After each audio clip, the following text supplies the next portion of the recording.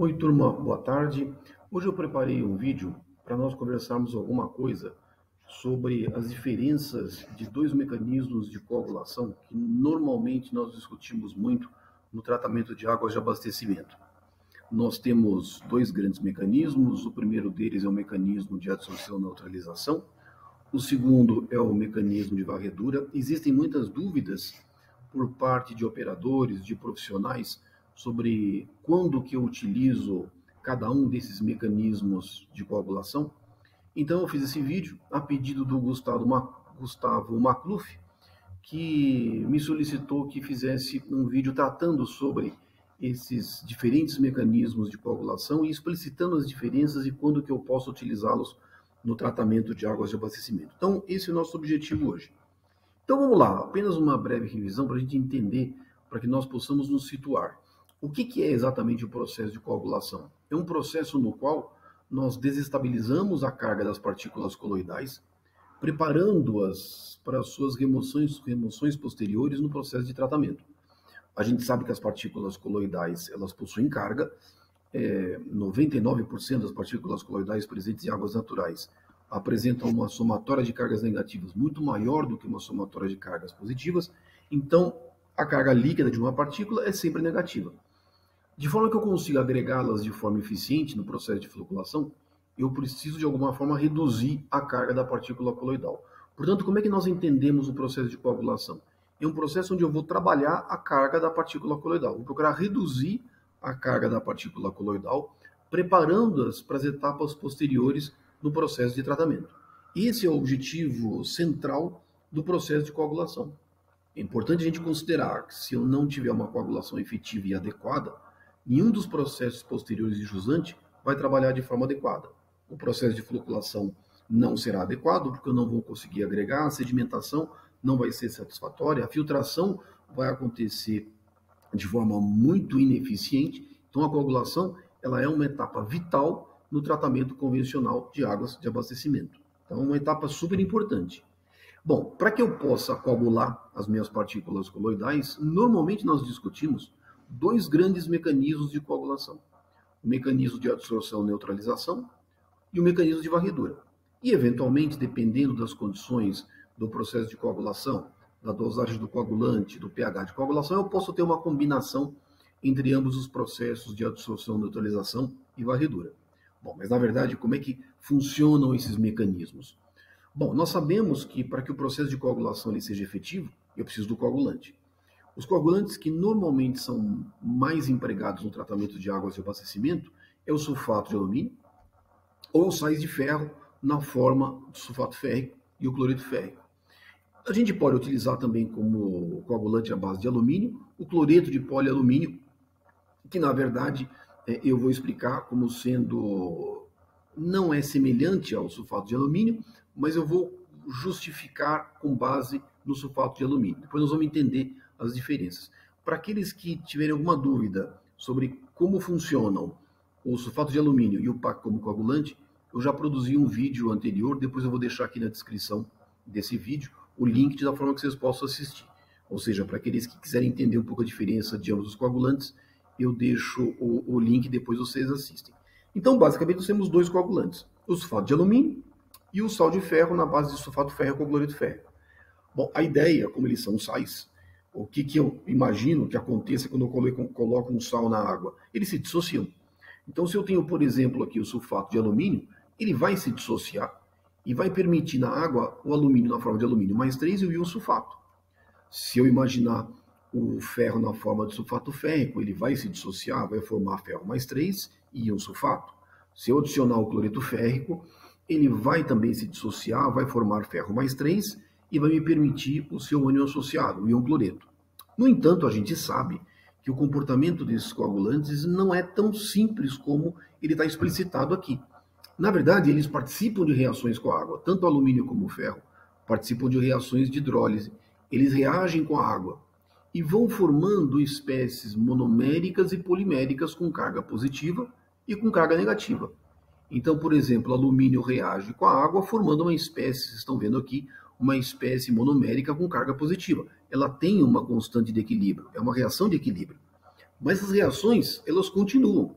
O alumínio segue reagindo com a água e formando essas espécies monoméricas e poliméricas que podem apresentar carga altamente positiva. No caso do alumínio, por exemplo, espécies com carga +4, espécies com carga também +4, mas com uma grande quantidade de alumínios na minha molécula, no meu complexo formado, e assim sucessivamente. Então, é uma consequência das reações de hidrólise a reação do alumínio com a água, formando espécies monoméricas e poliméricas que têm carga positiva, mas que também podem apresentar carga negativa. Pois muito bem, acontece que o alumínio e o ferro, eles, além deles apresentarem estas reações de hidrólise, aonde o alumínio vai estar presente na fase líquida sobre diferentes formas, e essas espécies, elas são formadas em função do pH. Além disso, a gente sabe que o alumínio e o ferro, eles são altamente insolúveis na fase líquida. Eles precipitam na forma de hidróxido. Então, por exemplo, como nós estamos discutindo o alumínio, vocês estão vendo aqui que o alumínio, por ele ser altamente insolúvel na forma de hidróxido, ele se precipita, gerando um sólido. Então, o entendimento destas reações, e sabendo que o alumínio e o ferro, eles se precipitam na fase líquida na forma de hidróxido, nos permite calcular, desenhar, determinar o diagrama de solubilidade do alumínio na fase líquida, que foi o que nós discutimos no vídeo anterior, e conforme eu comentei com vocês, eu vou deixar o link desse vídeo na descrição do vídeo, e vocês, se quiserem, podem assistir. Ou seja, essas reações de hidrólise e o fato de nós postularmos a existência da solubilidade controlada por uma fase sólida, que no nosso caso é o hidróxido de alumínio, vai me permitir que nós tenhamos aqui um diagrama de solubilidade. Nós temos um diagrama. Como é que eu entendo esse diagrama? Ou seja, eu tenho no meu eixo dos y o logaritmo da concentração molar de alumínio. Tenho no eixo do x o pH. Então nós sabemos que quando nós estamos trabalhando nesta linha, a minha solução é saturada. Acima desta linha, a solução estará supersaturada. E abaixo dela, a minha solução estará subsaturada. Então, nós temos por base o conhecimento desse diagrama de solubilidade do alumínio na fase líquida, e aí agora a gente pode entender o que acontece quando eu coloco o coagulante, quais são os seus efeitos nas partículas coloidais. Agora vamos entender o processo de coagulação. Vamos imaginar o seguinte, eu tenho uma água com turbidez muito baixa. Por hora, eu vou admitir as minhas partículas coloidais sendo classificadas pelo parâmetro turbidez. Ou seja, vamos associar a demanda do coagulante, a necessidade de coagulante, ao parâmetro turbidez. Pode não ser sempre verdadeiro, mas para bom entendimento do processo de coagulação, de ambos os processos, vamos admitir que eu tenho uma água de baixa turbidez e que as partículas coloidais, somente elas estejam interagindo com o coagulante. Vamos imaginar uma água com baixa turbidez. O que é uma água com baixa turbidez? Eu coloquei aqui, indiquei as partículas coloidais como sendo essas bolinhas aqui vermelhinhas. Então eu preciso desestabilizar a carga dessas partículas coloidais. O que eu vou fazer? Eu vou adicionar o coagulante. A lógica me diz o seguinte, se a turbidez é baixa, a dosagem do coagulante tende a ser baixa. Quando eu adiciono o coagulante numa dosagem baixa, o que eu imagino que esteja acontecendo? O alumínio, ele se dissocia, ele começa a participar de reações de hidrólise, vai formando espécies monoméricas e poliméricas com carga positiva, e essas partículas que eu estou indicando aqui agora por uma bolinha amarelinha, elas vão interagir com as partículas coloidais. Elas vão sendo absorvidas na superfície das partículas coloidais, e isso faz com que a carga líquida da partícula coloidal passe a ser reduzida, ou seja, ela deixe de ser altamente negativa e vai reduzindo gradativamente. Bom, veja que quando eu estou adicionando o coagulante, estão formando espécies monoméricas e poliméricas com carga positiva, mas também me formam espécies com carga negativa. E a preferencial delas é o LOH4-. Bom, mas a interação com as partículas coloidais, quem acaba interagindo? Essas espécies monoméricas e poliméricas com carga positiva, que vão absorvendo na superfície das partículas coloidais. Como a dosagem do coagulante é muito baixa, Eu estou admitindo que essas espécies estejam todas elas na forma solúvel, ou seja, o alumínio está na fase líquida na forma solúvel. Bom, mas vamos admitir o seguinte, que para a correta desestabilização de cada partícula coloidal dessa, para cada uma dessas partículas vermelhinhas, eu preciso de 2 bolinhas amarelas. Então, o que significa o seguinte, eu preciso, para esta determinada turbidez, eu preciso de 2 bolinhas amarelas para cada bolinha vermelha para garantir a correta desestabilização das partículas coloidais. O que é que eu faço? Eu tenho que aumentar a dosagem do coagulante. Veja que aqui a dosagem é baixa. Então, embora eu esteja reduzindo a carga, ela ainda não é suficiente para neutralizar a carga das partículas coloidais. Então, o que eu tenho que fazer? Eu aumento a dosagem do coagulante. Aumentando a dosagem, eu consigo ter uma relação estequiométrica entre, vamos dizer, a turbidez e a dosagem de coagulante que eu preciso para corretamente desestabilizar a carga das partículas coloidais. Bom, mas o que pode acontecer? Pode acontecer de, por exemplo, a operação da ETA errar a dosagem de coagulante, colocar uma dosagem adicional de coagulante, colocar um pouco a mais. Se colocar um pouco a mais de coagulante, o que vai acontecer? Eu vou ter mais moléculas, mais alumínio, mais espécies hidrolisadas com carga positiva, absorvendo na superfície das partículas coloidais. Isso faz que aconteça o quê? Pode me reverter a carga das partículas coloidais. Portanto, quando eu aplico a dosagem correta de coagulante, reduzindo a carga das partículas coloidais de tal forma que eu tenha a carga da partícula próxima de zero, medido como potencial zeta, esse mecanismo nós chamamos de adsorção neutralização. Mas esse mecanismo de coagulação, ele é muito, vamos dizer, sofisticado, porque se eu errar a dosagem do coagulante, eu estaria adicionando mais espécies hidrolisadas, estaria produzindo mais espécies hidrolisadas de alumínio com carga positiva, que poderão reverter a carga das partículas coloidais. Então, o ponto correto, a dosagem correta que me permita a neutralização das partículas coloidais é o processo de adsorção e neutralização. Mais o mecanismo de adsorção e neutralização, se porventura eu tiver excesso de coagulante, eu posso reverter a carga das partículas coloidais, o que não é desejável no tratamento de águas de abastecimento. Bom, continuando, vamos admitir agora uma água com turbidez maior, uma água com turbidez mais alta, uma água com turbidez mediana, alta, acima de 10, 15, 20, 50, 100. Ou seja, eu tenho mais partículas que necessitam ser corretamente desestabilizadas. Então, intuitivamente, qual que é a minha lógica? Eu aumento a dosagem do coagulante. Porque nesse caso, nesse nosso exercício, eu preciso de 2 bolinhas amarelas para cada bolinha vermelha. Eu aumento a dosagem de coagulante. Mas não dá ainda, eu tenho que aumentar mais a dosagem de coagulante. Mas acontece que, ao aumentar a dosagem do coagulante, qual que é a consequência? Vai chegar uma hora que o alumínio vai ter o seu produto de solubilidade excedido. E ele vai começar a precipitar na forma de hidróxido de alumínio. Ou seja, se a turbidez tende a ser mediana a alta, o que vai acontecer? Eu preciso de mais coagulante. Mas acontece que ao precisar de mais coagulante, o seu produto de solubilidade vai poder ser excedido. Então vai precipitar na forma de hidróxido de alumínio. E qual que é a consequência da precipitação desse hidróxido de alumínio? Ele vai precipitar aonde? Ele vai precipitar na superfície das partículas coloidais. O que ele vai fazer?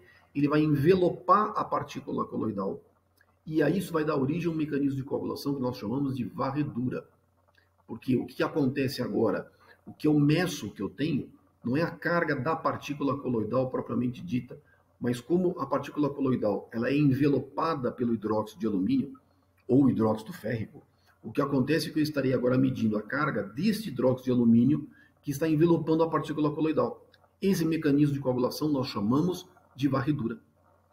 Bom, então, qual que é a implicação disso para a gente no tratamento de águas de abastecimento? Então, imaginemos o seguinte, eu tenho uma água com baixa turbidez, que em tese vai me permitir uma baixa dosagem de coagulante. Que tipo de estação de tratamento de água que é candidata ao processo de adsorção e neutralização? São metas do tipo filtração direta. Ou seja, etas que são dotadas de processos de coagulação, de floculação e de filtração. Eu não tenho o decantador. Por que eu não tenho o decantador? Porque a turbidez é baixa, a concentração de partículas na vazão afluente é baixa. Então eu não preciso de um processo de separação de sólidos, por exemplo, como os decantadores convencionais, o decantador de alta taxa. Eu posso submeter a água coagulada diretamente ao processo de filtração, porque a turbidez é baixa, a dosagem de coagulante é baixa. Eu não terei hidróxido de alumínio precipitado em função da dosagem do coagulante, porque a dosagem do coagulante vai ser baixa. Esse alumínio vai estar na forma solúvel e vai, na verdade, desta forma, me desestabilizar a carga das partículas coloidais. Por que, inclusive, eu não quero em etas do tipo filtração direta? Por que eu não quero trabalhar com o processo de varredura puro? Porque se eu aumentar a dosagem de coagulante, esse coagulante vai precipitar na forma de hidróxido. Ao precipitar na forma de hidróxido, eu tenho um aumento da carga de sólidos na água coagulada. E aí essa carga de sólidos vai ser encaminhada para o filtro, o que é indesejável. Isso vai fazer com que as carreiras de filtração sejam muito curtas, porque eu tenho uma grande carga de sólidos afluente do sistema de filtração. Então, etas do tipo filtração direta e um outro exemplo, uma outra concepção de eta que é muito comum para etas que trabalham com absorção e neutralização, a filtração em linha, onde eu tenho a coagulação e a filtração. Aqui eu não tenho o processo de floculação. Ou seja, etas filtração em linha, filtração direta, são candidatas ao processo de absorção e neutralização, porque esta carga de sólidos presentes na vazão afluente, ela consegue ser removida de forma eficiente no processo de filtração, sem comprometer a operação do filtro propriamente dito. Depois, no final, nós vamos comentar nós vamos fazer alguns comentários finais acerca de alguns erros na operação de etas do tipo filtração em linha, filtração direta, e que me acarretam inúmeros problemas nos filtros. Mas aí o problema muitas vezes não é a eta, mas é a operação inadequada do processo de coagulação. Mas vamos deixar isso para comentar mais no final desse vídeo. Ou seja, etas do tipo filtração direta, filtração em linha, são candidatas ao processo de adsorção e neutralização. E aonde que o processo de varredura ele é largamente empregado? Em etas convencionais, de ciclo completo. Ou seja, etas onde eu tenha coagulação, floculação, sedimentação, filtração e desinfecção, elas são candidatas ao processo de varredura porque são águas com turbidez mais alta. E como tem uma grande concentração de partículas coloidais, eu não posso encaminhá-las diretamente ao processo de filtração. A filtração vai ser insatisfatória. Ela vai trabalhar de forma totalmente indesejável. Então eu preciso ter uma unidade de separação, uma montante dos filtros para garantir que os filtros trabalhem de forma adequada e correta. Então a varredura ele é tipicamente e largamente empregada em etas do tipo convencional de ciclo completo. Pois bem, então qual é o critério que tipicamente, deixa eu acertar aqui, quais são os critérios que tipicamente nós adotamos para a seleção de uma eta, filtração direta, filtração em linha ou tratamento de ciclo completo? Pois é, erroneamente, há alguns anos atrás, muitas vezes a gente considerava unicamente a turbidez e a cor aparente como parâmetros que me dessem uma guia, uma luz, de tal forma que nós pudéssemos fazer uma seleção de um processo de tratamento. Aí o que acontece? Era muito comum nós nos guiarmos nos seguintes parâmetros. Bom, se a turbidez é baixa, eu posso trabalhar com metafiltração direta. Na literatura, recomenda-se tipicamente valores, por exemplo, turbidez, se a água tiver turbidez menor do que 5, eu poderia trabalhar com filtração em linha.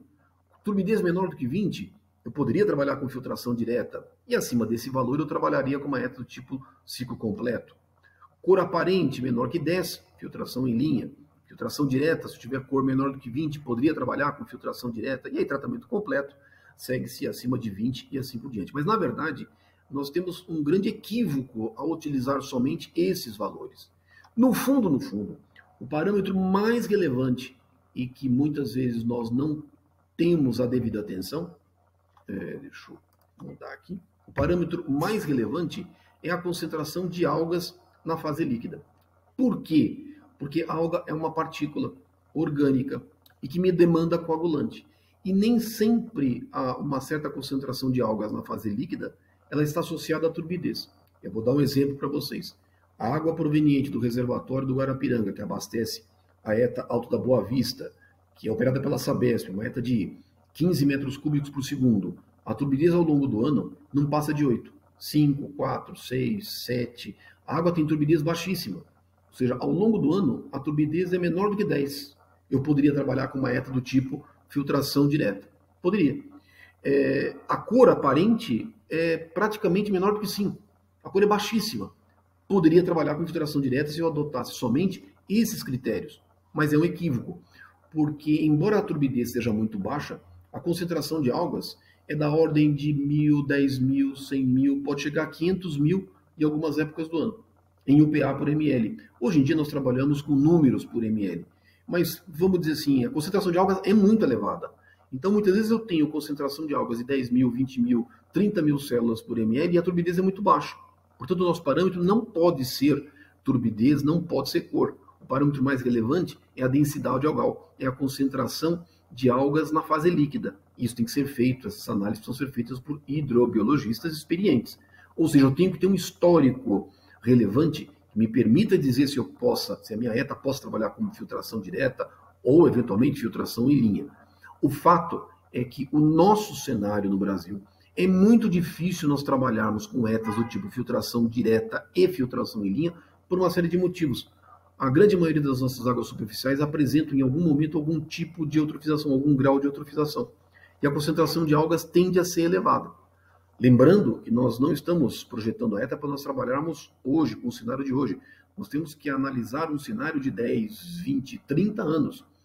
E aí a segurança nos indica ser muito mais conveniente nós trabalharmos com ETAs convencionais de ciclo completo, sabendo que nós temos inúmeras restrições com relação à proteção dos nossos recursos hídricos, evitando a eutrofização de corpos d'água. Então, esse é um grande dilema que nós temos. É muito comum nós observarmos em muitas estações de tratamento de água, projetadas na década de 70, década de 80, onde, por uma pseudoeconomia, muitas ETAs foram projetadas como filtração em linha, filtração direta, totalmente equivocadas, e, no entanto, trabalhando com mananciais com um certo grau de eutrofização. As ETAs trabalham com muita limitação, com muita deficiência. Ou seja, o que acontece? Agora vamos analisar esse processo de coagulação à luz desse diagrama de solubilidade do alumínio e do ferro. Nós temos aqui o diagrama de solubilidade do alumínio, nós temos aqui o diagrama de solubilidade do ferro, nós temos o pH no eixo do X, e nós temos a concentração molar, o log do alumínio e do ferro, no eixo dos Y, este eixo. Lembrando, o que nós temos nesse diagrama? Se nós, por exemplo, trabalharmos com uma certa dosagem de alumínio igual a 10 a menos 3 molar, o que equivale a uma concentração log de menos 3, que seria esta linha azul que vocês estão vendo aqui, como é que nós entendemos esse diagrama? A concentração total de alumínio está ao longo desta linha, é essa linha aqui. No ponto 1, a minha solução estará solúvel. Todas as espécies, todo o alumínio estará na forma solúvel. A solução estará subsaturada. No ponto 1, a minha solução estará saturada. No ponto 3, a minha solução estará supersaturada. E aqui o que me indica essa distância até o ponto 3A? Significa que toda esta concentração aqui vai precipitar na forma de hidróxido de alumínio. Qual que é a máxima concentração solúvel do alumínio na fase líquida? É o ponto que está exatamente nesta curva. Ponto 4, a minha solução estará saturada. E o ponto 5, a minha solução estará novamente subsaturada com relação ao alumínio. Ou seja, tudo que estiver aqui dentro está me indicando que o alumínio estará na forma insolúvel e, de alguma forma, o alumínio vai precipitar na forma de hidróxido de alumínio. Pois muito bem, quando nós trabalhamos com mecanismos de absorção e neutralização, o que eu quero? Eu quero que o alumínio preferencialmente esteja formando espécies monoméricas poliméricas com carga positiva. O alumínio tem que estar, em tese, solúvel. Então, em que região que nós normalmente trabalhamos com o alumínio no mecanismo de absorção e neutralização? Nós trabalhamos normalmente nesta faixa, teoricamente, lógico, né?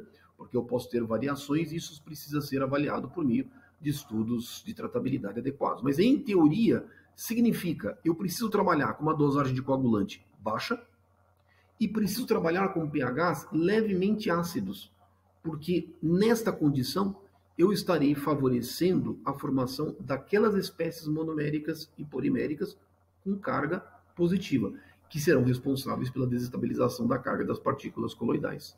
Ou seja, quando eu quero trabalhar no mecanismo de adsorção e neutralização, eu estou aqui. Eu estou aqui. E quando eu quero trabalhar no mecanismo de varredura? Não. O mecanismo de varredura, agora ao contrário, eu estou forçando a precipitação do alumínio na forma de hidróxido, para poder envelopar as partículas coloidais e desestabilizá-las a contento. Para isso, a dosagem de coagulante tem que ser mais alta. Tem que ser mais alta porque eu preciso ter o seu produto de solubilidade excedido. E mais do que isso, eu tenho que trabalhar num pH, numa região onde a solubilidade do alumínio seja normalmente mínima. Isso vai acontecer em pHs próximos da neutralidade, em torno de 6, 6,5 a 7, nesta faixa. Então a varredura é diferente, a dosagem de coagulante ela é maior e eu trabalho num pH onde o alumínio tem a mínima solubilidade, em torno de 6 a 7. E no mecanismo de adsorção, neutralização e varredura? Muitas vezes eu opero a ETA combinando ambos os mecanismos. Aí eu trabalho com dosagens de coagulante que normalmente são intermediárias entre a adsorção e neutralização. Então, parcialmente, o coloide é desestabilizado pelas espécies monoméricas e poliméricas formadas mediante a adição do alumínio, mas também parcialmente existe a precipitação do alumínio na forma de hidróxido. Então, normalmente nós trabalhamos com dosagens intermediárias, dosagens um pouco mais baixas, mas de alguma forma favorecendo também a precipitação do alumínio na forma de hidróxido. Eu posso, em algumas ETAs, trabalhar dentro daquela faixa, uma condição intermediária, onde nós tenhamos tanto o mecanismo de adsorção e neutralização, tanto como o mecanismo de varredura. Pois muito bem, características do processo de coagulação por adsorção e neutralização. Deixa eu mudar para cá. Características do processo de coagulação, floculação por adsorção e neutralização. Sais de alumínio. Bom, o que me caracteriza? Baixa dosagem de coagulante. E o pH, normalmente, é um pH mais ácido, porque eu quero formar aquelas espécies monoméricas e poliméricas preferencialmente, que sejam responsáveis pela desestabilização dos coloides. Portanto, sal de alumínio, baixa dosagem de coagulante e pH de coagulante um pouco mais ácido. Pois bem, continuando, sais de alumínio e ferro. Vamos falar agora de varredura. E a varredura? A varredura, eu quero trabalhar com dosagens de coagulante mais altas. Então, a dosagem de coagulante, ela é normalmente de média a alta, porque a turbidez é um pouco mais alta.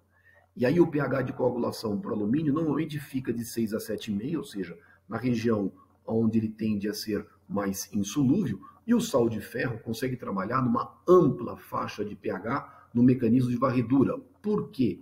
Porque de acordo com o diagrama de solubilidade que nós vimos, deixa eu voltar um pouco aqui atrás, esse é o diagrama de solubilidade do alumínio e esse é o diagrama de solubilidade do ferro. Veja que o ferro é muito mais insolúvel do que o alumínio como coagulante. Então, a faixa onde ele se precipita na forma de hidróxido é muito ampla. Ela vai de 5 a 9. Ela é enorme. Então, é muito difícil nós trabalharmos com sal de ferro no mecanismo de adsorção e neutralização. É muito difícil. Quando nós trabalhamos com sal de ferro, preferencialmente o mecanismo sempre vai recair no mecanismo de varredura. Então, quando nós trabalhamos com o mecanismo de varredura, nós trabalhamos com dosagens de coagulantes mais altas e o pH de coagulação normalmente fica para o alumínio de 6 a 7,5 e para o ferro ele gira em torno de 5,5 a 8,5, porque ele é altamente insolúvel. Pois muito bem, mecanismo de adsorção e neutralização, indicado para que tipo de ETA? ETA do tipo filtração em linha. Filtração em linha. Tipicamente, ETA filtração em linha trabalha com mecanismo de adsorção e neutralização. ETA filtração direta também trabalha com mecanismos de adsorção e neutralização. Quando eu trabalho com varredura, tipicamente são ETAs convencionais de ciclo completo. A grande maioria das nossas ETAs são projetadas e mencionadas como ETAs convencionais de ciclo completo. Então, preferencialmente, eu já estou indicando que o meu mecanismo de coagulação vai trabalhar como varredura, porque eu tenho um decantador e o decantador vai me ajudar a separação de sólidos, que são formados oriundos da precipitação do coagulante. Eu posso ter combinações entre o processo de adsorção e neutralização e varredura. Normalmente são ETAs do tipo filtração direta, sabendo que as dosagens de coagulantes são mais baixas, ou eventualmente eu posso até ter em ETAs convencionais de ciclo completo. Muitas ETAs, por exemplo, vou citar um exemplo clássico, a ETA Guaraú, que é a maior ETA que nós temos aqui na região metropolitana de São Paulo, a segunda maior do Brasil, ela só perde para a ETA Guandu. Ela trabalha com dosagens do coagulante que giram em torno de 6 a 8, 6 a 10 miligramas por litro de sulfato de alumínio. Então, são dosagens que tipicamente são quase como uma combinação entre absorção, neutralização e varredura. Por que eu sei que é varredura? Porque observa-se a precipitação de hidróxido de alumínio. E havendo a precipitação de hidróxido de alumínio, nós temos um mecanismo de varredura. E o pH normalmente fica na faixa de 6,2, 6,3. Então, é uma combinação entre ambos os processos. É muito tênue essa separação. Ou seja, quais são os comentários finais relevantes que a gente pode fazer? Pois é, a gente entra aqui num paradigma, né? Qual que é esse paradigma? É um paradoxo, na verdade. Porque muitas vezes, o que me indica a lógica? A lógica me diz o seguinte, puxa, eu adoraria ter uma estação de tratamento de água, filtração direta, filtração em linha. É uma estação de tratamento de água que, em tese, ela é mais barata, ela é menor, não tem decantador, ela é mais compacta, mais fácil de você construir, ou seja, ela é mais barata.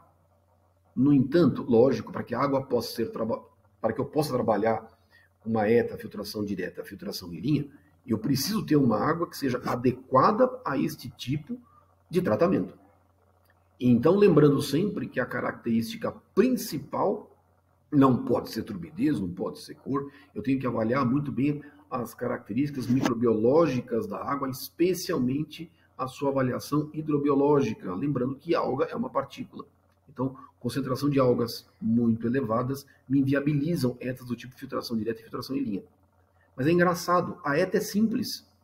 No entanto, o processo de coagulação ele é complexo. Por que ele é complexo? Porque se porventura eu não tiver um controle muito adequado do processo de coagulação, e se eu errar a dosagem, qual que é de coagulante, qual que é a consequência? O que vai acontecer é esta ETA trabalhar com excesso de coagulante, o que vai acontecer é reversão da carga das partículas coloidais, o processo de coagulação não vai trabalhar a contento. O que acontece muitas vezes é você errar o coagulante, dosar mais, o coagulante precipita na forma de hidróxido, essa carga de sólidos vai para o filtro e aí eu tenho o filtro trabalhando com carreira de filtração de 8, 12 horas. E aí é até comum os operadores nesse tipo de estação de tratamento de água falarem o seguinte, puxa vida, a ETA trabalha para produzir água para lavar filtro. Eu lavo o filtro aqui direto, eu lavo de 8 em 8 horas, eu estou lavando o filtro. A carreira de filtração é muito curta, ou seja, eu produzo água para lavar filtro. Mas é lógico, né? Eu estou adicionando uma enorme carga de sólidos, que toda ela está sendo direcionada para o filtro não vai suportar. Então, aparentemente é uma ETA simples, ETAs filtração direta e filtração em linha são simples, mas exigem um mecanismo de coagulação mais difícil de controlar. Exigem os operadores experientes, exigem operadores muito bem treinados e dotados de laboratórios de controle que precisam ser muito bons. É uma ETA simples, mas a operação não é tão simples assim. Por sua vez, a ETA convencional é uma ETA muito robusta, porque ela tem uma unidade de separação de sólidos adicional, ou seja, ela é mais cara, mas em compensação, o processo de coagulação ele é muito mais simples, porque a varredura basicamente é o envelopamento da partícula coloidal com o coagulante. Então o processo é mais simples de você controlar, mais simples de você operar. Ou seja, a ETA é mais robusta, mais cara, mas a operação ela é relativamente mais simples, ela é menos dedicada. Então, e por isso que a gente diz que isso é um paradoxo. Mas a gente sempre tem que levar em mente o seguinte, toda a estação de tratamento de água, eu não estou projetando para o meu hoje, eu estou projetando para daqui 20 anos, para daqui 30 anos. Então eu tenho que analisar qual é a tendência do comportamento da qualidade da água no futuro. De nada adianta eu projetar para hoje, sabendo que eventuais alterações ao longo do tempo poderão causar comprometimentos. Isso pode me inviabilizar ETAs do tipo filtração direta e infiltração em linha. Portanto, nos diz que toda segurança deve ser adequada e deve ser adotada. Então, isso acaba sempre me indicando a adoção de ETAs do tipo convencional de ciclo completo, se eu tiver a menor dúvida no qual a minha água, no meu cenário futuro, a minha qualidade, ela poderá sofrer alterações devido a ações antrópicas. Bom, basicamente é isso. Se alguém tiver maiores comentários, dúvidas sobre esse vídeo, por gentileza, coloque nos comentários desse vídeo sua pergunta, coloque as suas sugestões de eventuais vídeos futuros e, na medida do possível, eu vou produzindo novos vídeos que possam ajudar ao público em geral. Aqueles que desejarem material para estudo, eu sempre comento com vocês, eu tenho um livro, Tratamento de Água, Concepção, Projeto e Operação de Estações de Tratamento de Água. Esse livro pode ser adquirido na Amazon, pode ser adquirido também diretamente no site da editora, o Grupo GAME, antiga Elsevier. Então, eu deixo à vontade, caso alguém tenha maiores interesses no conhecimento da teoria de processos de tratamento de águas e de abastecimento, esse livro está à disposição, pode ser adquirido tanto na Amazon como no Grupo GAME. Também, recentemente, eu publiquei um livro chamado Princípios, Fundamentos e Processos de Engenharia Ambiental. Diferentemente, esse livro ele é gratuito, ele está em PDF e ele pode ser baixado diretamente no meu site, que vocês estão vendo aqui, é um site que vocês podem acessar. Esse livro ele é gratuito, ele está em PDF, vocês podem baixar e darem continuidade aos estudos de vocês. Lá nós falamos bastante sobre precipitação química, diagramas de solubilidade e que são a base dessa teoria que eu apresentei para vocês. Então, bom, desejo a todos muito bons estudos e se alguém tiver algum comentário, fica à disposição. E aí, se Deus quiser, nós vemos nos nossos próximos vídeos. Um abraço a todos e até mais tarde.